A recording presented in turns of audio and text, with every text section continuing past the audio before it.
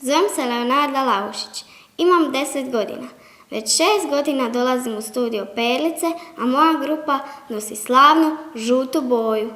Mi smo naime snimile spot Barbie Girl koji je po broju klikova na YouTube favorit. Ukratko, naše žute perlice imaju tako dobre rezultate da smatramo da bi nas teta Ingrid mogla preimenovati u zlatne.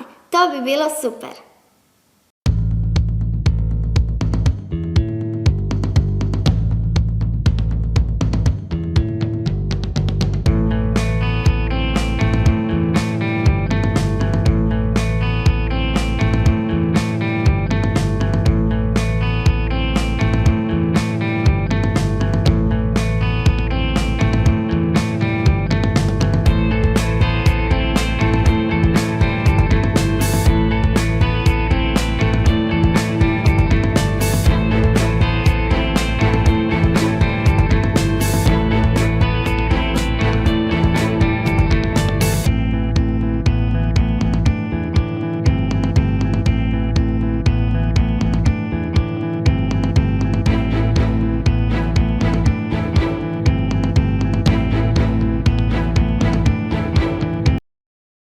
Zovem se Lena Lošić i imam 11 godina.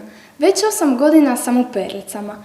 Od najranijeg djetinjstva pjevam, plešem i snimam video spotove, a nastupala sam i u našem poznatom mjuziklu Životinjski bal. I to u pjesmi Kalimera, koju smo snimile i za dječju televiziju.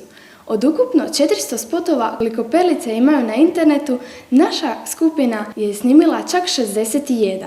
Posebno omiljen broj među djecom je Šik po stole. Snimile smo ga kad smo bile sasvim male i zato ima skoro 800.000 klikova na internetu.